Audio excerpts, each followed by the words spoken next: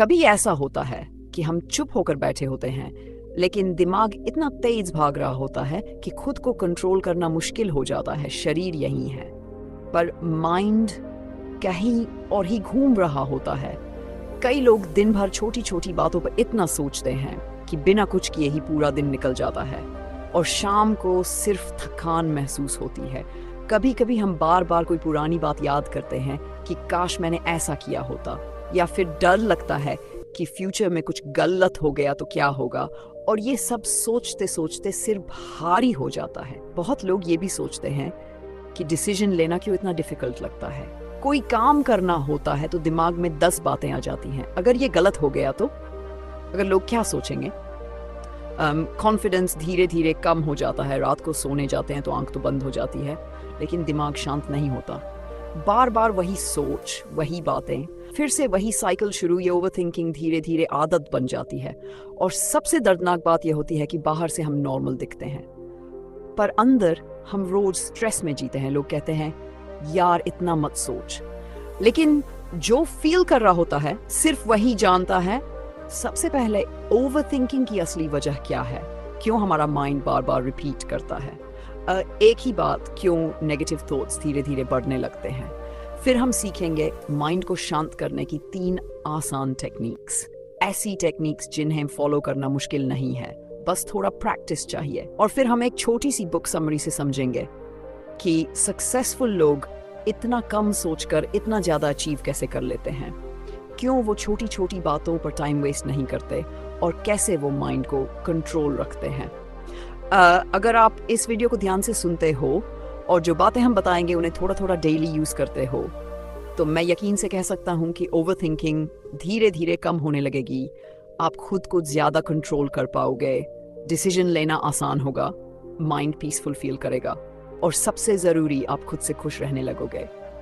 ये ऑडियो सिर्फ मोटिवेशन के लिए नहीं है, ये एक तरीका है अपने माइंडसेट को बदलने का। अगर आपने इसे समझ लिया और इम्प्लीमेंट करना शुरू कर दिया, तो हो सकता है एक दिन आप खुद ही हंस कर कहो, पहले मैं कितना सोचता था बेकार में। अब हम स्टार्ट करते हैं मेन समरी, और पहले समझते हैं कि ओवरथिंकिंग एक्चुअली होती क्यों है। ओवरथिंकिंग असल में क्या होती है? कई लोग सोचते हैं कि बस ज्यादा सोचना ही ओवरथिंकिंग है, पर असली बात यह है कि हम सोचते कम है, रिपीट ज्यादा करते हैं। हमारा माइंड बार बार वही पुरानी बात फिर से चलाता है, उसी बात को बार बार रिप्ले करता है, जैसे कोई पुराना ना गाना बार बार प्ले हो रहा हो। ओवरथिंक का मतलब होता है वर्तमान पल में न रहकर या तो पास्ट में फंस जाना, या फ्यूचर डर बन जाना, कुछ ऐसा जो या तो हो चुका है या फिर अभी हुआ ही नहीं। और सबसे ज्यादा डेंजरस बात यह कि ये सब अपने आप चलता रहता है।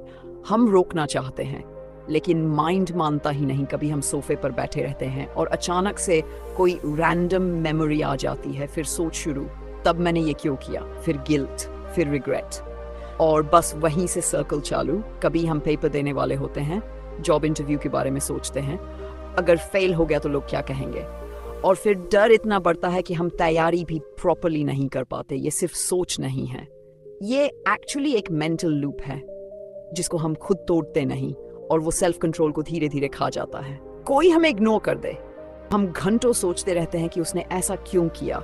कोई मैसेज का रिप्लाई ना करे तो हम खुद ही सारी नेगेटिव स्टोरीज बनाना शुरू कर देते हैं। गलती से कुछ बोल दिया तो रात को सोते समय वो हर शब्द याद आता है कि काश मैंने ये ना कहा होता। इसी को कहते हैं माइंड का बिना ब्रेक के चलना।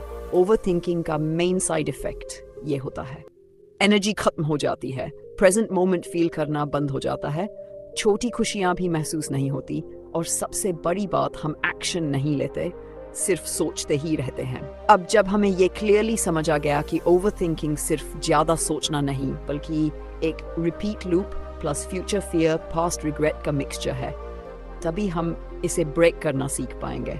ओवरथिंकिंग क्यों शुरू होती है? कारण 1, सब कुछ अपने हिसाब से कंट्रोल करने की कोशिश। कई बार हमारा मन ये चाहता है कि सब कुछ लाइफ में हमारे हिसाब से चले, हर सिचुएशन परफेक्ट हो, लोग हमें हर्ट न करे, कभी गलती ना हो। लेकिन रियल लाइफ में ऐसा पॉसिबल नहीं होता, और जब कोई चीज हमारे हिसाब से नहीं होती तो हम उसे जबरदस्ती माइंड में ठीक करने की कोशिश करते हैं। फिर दिमाग उस एक बात पर टिक जाता है और सोचता जाता है कि मैं उसे कैसे सुधारूं, कैसे बदलूं।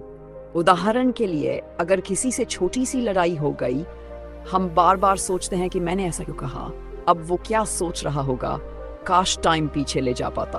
पर सच ये है कि हम उस बात को कंट्रोल नहीं कर सकते, लेकिन माइंड कंट्रोल करने की कोशिश में फंस जाता है और यही ओवरथिंकिंग शुरू हो जाती है। कारण 2, पास्ट की पेन और फ्यूचर का डर एक साथ एक्टिव होना। पास्ट में जो गलत हुआ, हमने जो गलती की, किसी ने कुछ बोला, माइंड बार बार वही रिवाइंड करता है। फिर फ्यूचर का डर, अगर फिर गलती हो गई तो, अगर एग्जाम क्लियर नहीं हुआ तो, अगर मैं फेल हो गया, लोगों ने मुझे जज किया तो। ये दोनों मेमोरी और डर आपस में मिलकर एक पूरी फिल्म चला देते हैं और हम प्रेजेंट मोमेंट में रह ही नहीं पाते। ये कोई काल्पनिक प्रॉब्लम नहीं है, ये इमोशनल चोट है जहां पास्ट हमें गिल्ट देता है और फ्यूचर हमें डर देता है और इसी बीच हमारा टुडे बर्बाद हो जाता है। कारण 3, सेल्फ डाउट। जब हम खुद को भरोसा नहीं कर पाते, जब इंसान बार बार खुद से पूछता है क्या मैं सही हूँ, क्या मैं कोई काम कर पाऊंगा, अगर मैं गलत हुआ तो लोग क्या कहेंगे, तो माइंड ऑटोमेटिकली हर बात को बार बार सोच कर चेक करता है। यानी दिमाग को खुद पर भरोसा नहीं तो वो हर डिसीजन को एनालाइज करता है, फिर भी रिजल्ट नहीं निकाल पाता। जैसे जब कोई दोस्त हमें इग्नोर कर दे, हम सोचते हैं शायद मैंने कुछ गलत बोला, फिर दोबारा सोचते हैं नहीं शायद वो बिजी होगा, फिर सोचते हैं नहीं शायद वो नाराज है, और ये साइकिल चलता रहता है सिर्फ इसीलिए क्योंकि हमें खुद पर भरोसा नहीं होता। ओवरथिंकिंग इसलिए शुरू होती है क्योंकि हम लाइफ को कंट्रोल करना चाहते हैं, जो पॉसिबल नहीं। हम पास्ट में फंसे रहते हैं या भविष्य से डरते हैं और हमें खुद पर भरोसा कम होता है जब तक 3 चीजें बदलेंगी नहीं। हम सोचते रहेंगे, लेकिन अच्छी खबर यह है कि इन तीनों के लिए सिंपल सॉल्यूशंस हैं जो अगले स्टेप में हम सीखेंगे। 3 techniques with real life feel. Technique 1, pause and replace. Stop the running train. मान ले कोई इंसान कमरे में बैठा है और उसके माइंड में अचानक वही पुरानी बात चलने लगती है, एक गलती जो उसने किसी से बात करते हुए की थी। अब वो सोचता है मैंने ऐसा क्यों कहा, अब पता नहीं वो मेरे बारे में क्या सोच रही होगी, शायद नाराज हो गई होगी।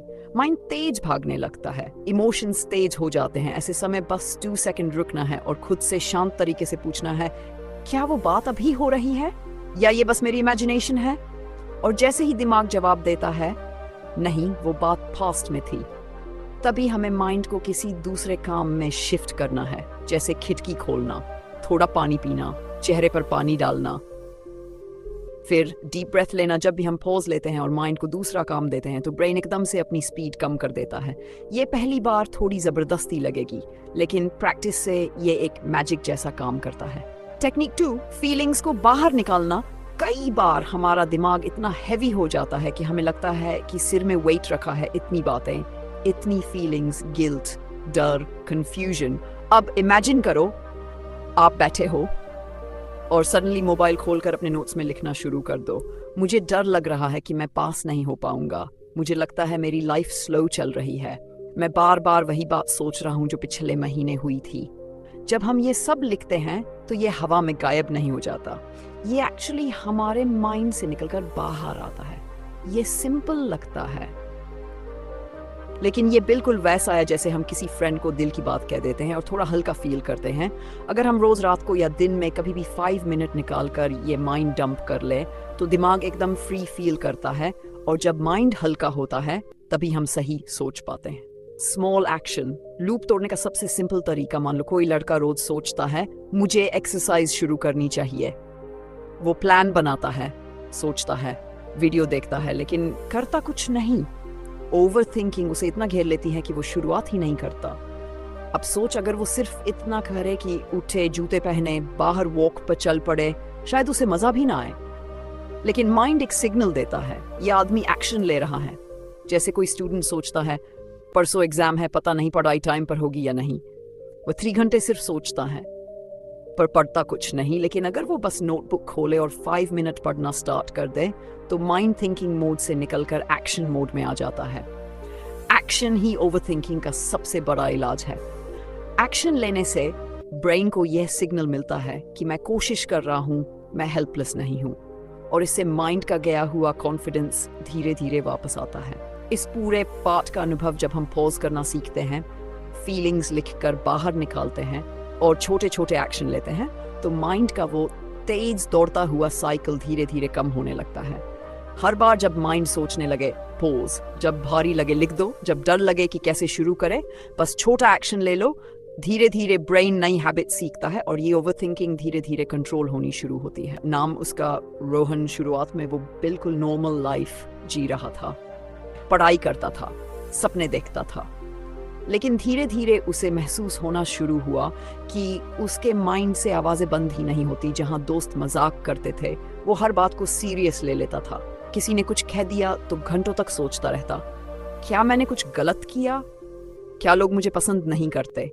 घर वालों को लगता था कि वो बस लेजी है, लेकिन अंदर से वो लड़का हर बात ओवरथिंक करता था। कई बार वो किताब लेकर बैठता पर पढ़ नहीं पाता, क्योंकि दिमाग में ऑलरेडी इतनी बातें चलती रहती थी। उसका एक दोस्त उसे ठीक से रिप्लाई नहीं करता था, तो रोहन पूरी रात यही सोचता रहा कि शायद वो दोस्त उससे नाराज है। उसने व्हाट्सएप खोलकर टाइपिंग किया मैसेज, फिर डिलीट किया, फिर दोबारा लिखा, फिर डिलीट, और रात बस ऐसे ही गुजर गई। धीरे धीरे रोहन को लगने लगा कि वो नॉर्मल नहीं है। वो हर छोटी गलती बार बार याद करता। एक बार वो अपने टीचर से बात करते वक्त थोड़ा हंस पड़ा था। उसके बाद पूरा दिन यही सोचता रहा, शायद मैंने डिसरिस्पेक्ट कर दिया, अब टीचर क्या सोचेंगे। फिर एक दिन अचानक उसके काम में भी अटेंशन नहीं रहा।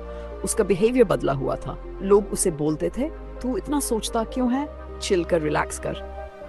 लेकिन वो इनसाइड से परेशान था। उसका दिल तेज धड़कता था, सिर भारी रहता था, रात को नींद नहीं आती थी। सुबह उठता तो ऐसा लगता जैसे उसने कई घंटे मेहनत का काम किया हो। एक शाम वो टेरेस पर बैठा था, पक्षी उड़ रहे थे, हवा चल रही थी, पर उसे अंदर एक खालीपन सा महसूस हुआ। उसने खुद से पूछा, क्या मैं हमेशा ऐसा ही सोचता रहूंगा? क्या मेरी लाइफ सोचना और डरना बनकर रह जाएगी? तभी उसके हाथ में एक छोटी सी किताब लगी, स्टॉप ओवरथिंकिंग। वो किताब बहुत मोटी नहीं थी, लेकिन उसमें कुछ छोटे चैप्टर्स थे। उसने कैजुअली पढ़ना शुरू किया और एक सेंटेंस ने उसे बिल्कुल रोक दिया, overthinking begins when action ends. मतलब ओवरथिंकिंग तब शुरू होती है जब हम एक्शन लेना बंद कर देते हैं। उस लाइन ने उसे झटका दिया, क्योंकि वो खुद भी सोचता था और कुछ करता नहीं था। वो बस गेस करता रहता था, लोग क्या सोचते होंगे, रिजल्ट क्या होगा, लेकिन काम कुछ नहीं करता था। फिर उसने धीरे से एक प्लान बनाया। सबसे पहले उसने अपने आप से कहा, मैं हर बार जब भी दिमाग दौड़ना शुरू करेगा, मैं बस 2 सेकंड रुकूंगा और खुद से पूछूंगा, क्या ये अभी हो रहा है या ये बस मेरे माइंड की फिल्म है। जब वो पॉज लेता तो उसे एहसास होता कि 90% बातें सिर्फ इमेजिनेशन है। दूसरा स्टेप उसने सीखा था, माइंड डंप। हर रात वो अपने नोटबुक में सारे डर लिख देता। मुझे डर लगता है कि मैं फेल हो जाऊंगा, मुझे लगता है सब मुझसे दूर जा रहे हैं, मुझे खुद पर भरोसा नहीं है, सब लिख देता। और फिर अपनी नोटबुक बंद करता। धीरे धीरे उसे लगने लगा कि उसके माइंड में स्पेस बन रही है। वो हल्का महसूस करता था और सबसे बड़ा चेंज तब आया जब उसने छोटे एक्शंस लेना शुरू किया। वो सोचता था, मैं सुबह उठकर 1 घंटा पढ़ूंगा, लेकिन अब उसने कहा, बस 5 मिनट पढ़ता हूँ। और जैसे ही उसने पढ़ना शुरू किया, धीरे धीरे माइंड सेटल होने लगा। पहले 5 मिनट, फिर 15 मिनट, फिर 1 घंटा। वो सोचता था जिम जाऊंगा, लेकिन वो कभी स्टार्ट नहीं करता था। अब उसने बस शूज पहन लिए और घर के बाहर वॉक करने लगा। एक्शन लेने से उसे कंट्रोल फील हुआ। कुछ हफ्ते बाद रोहन ने फिर से उसी टेरेस पर बैठकर खुद से बात की। उसने महसूस किया कि दिमाग अब उतना भागता नहीं, वो धीरे धीरे करंट मोमेंट में रहना सीख रहा है। वो छोटे छोटे काम कर लेता है और सबसे खास बात, वो खुद थोड़ी रिस्पेक्ट फील करने लगा था। उसने समझ लिया था कि ओवरथिंकिंग रुक सकती है, लेकिन सिर्फ सोच कर नहीं, बल्कि छोटी छोटी टेक्निक से और छोटे स्टेप्स लेकर। जिस किताब से उसने ये सीखा, एक और पावरफुल सेंटेंस था, present moment is your only home, stay here. अब जब भी उसका माइंड क्वेश्चन करने लगता है, वो खिड़की से बाहर देखता है, गहरी सांस लेता है, पॉज ले और खुद से कहता है, ये बात अभी हो नहीं रही, ये बस मेरे माइंड की मूवी है। और फिर वो एक छोटा स्टेप लेता है, तब माइंड शांत होने लगता है। आज भी रोहन पूरी तरह परफेक्ट नहीं है, लेकिन वो अब समझ चुका है कि ओवरथिंकिंग कोई परमानेंट बीमारी नहीं है, ये बस एक हैबिट है। और अगर हैबिट बनी है तो हैबिट बदली भी जा सकती है और यही माइंडसेट अब उसे थोड़ा और स्ट्रांग बना रहा है।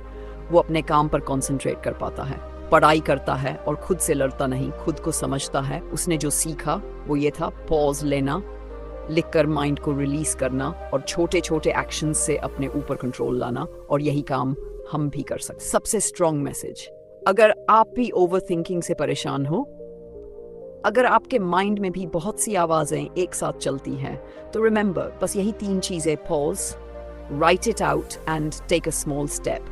क्योंकि जब एक्शन शुरू होता है तब ओवर थिंकिंग अपने आप कम होने लगती है और धीरे धीरे आपको लगेगा कि मैं भी नॉर्मल हूँ, मैं भी खुश रह सकता हूँ और मैं अपनी लाइफ पर कंट्रोल वापस ले सकता हूँ। तो आखिर में याद रखो, ओवर थिंकिंग कोई भूत नहीं है जो हमेशा हमारे पीछे लगेगा। ये बस एक आदत है जिसे हम हर दिन छोटे छोटे चेंजेस से कम कर सकते हैं। अगर आप सच में अपनी लाइफ में बदलाव चाहते हैं तो बस आज से ये छोटे कदम लेना शुरू करो। हर सुबह उठो और दिन की शुरुआत बिना ज्यादा सोचे एक छोटे काम से करो, चाहे वो 5 मिनट की पढ़ाई हो, डेट पुशअप्स हो या बस एक सफेद पन्ने पर अपने मन की बातें लिखना हो। जब माइंड में बहुत सारी बातें एक साथ चलने लगे तब किसी क्लोज फ्रेंड या नोटबुक से बात कर लेना, लेकिन उसे अपने दिमाग में बंद मत रहने देना। रोज रात सोने से पहले अपने आप से एक छोटी लाइन जरूर बोलो कि मैं बदल रहा हूँ और मैं खुद की रिस्पेक्ट करता हूँ। ये छोटी सी लाइन भले मजाक लगे लेकिन धीरे धीरे माइंड में एक नई एनर्जी भरती है। कई बार हम खुद को छोटा समझते हैं, हम सोचते हैं कि शायद मैं कंट्रोल नहीं कर पाऊंगा, लेकिन रोहन की तरह अगर कोई नॉर्मल लड़का लाइफ में इतना चेंज ला सकता है तो हम सब भी ला सकते हैं। ज़रूरत सिर्फ इतनी है कि हम हर दिन थोड़ा थोड़ा एक्शन लेते रहें। जो भी प्रॉब्लम है उसे सिर्फ सोचो मत, उसके लिए एक छोटा काम उठाओ। अगर कुछ डर लगता है तो सबसे पहले लिखो, फिर सोचना शुरू करो। कि जब हम लिखते हैं तो दिमाग खाली होता है और जब हम काम शुरू करते हैं तो दिमाग शांत होता है। आज की इस पूरी ऑडियो को अगर आपने पूरी ध्यान से सुना है तो आपको ये समझ आ गया होगा कि ओवर थिंकिंग को स्लोली ब्रेक किया जा सकता है। इसके लिए कोई एक्सपेंसिव कोर्स या बड़ी किताबें नहीं चाहिए, सिर्फ थोड़ा अवेयरनेस चाहिए और थोड़ा एक्शन। अब मैं आपको आखिरी बार वही 3 बात याद दिलाता हूँ जो आपकी लाइफ बदल सकती है।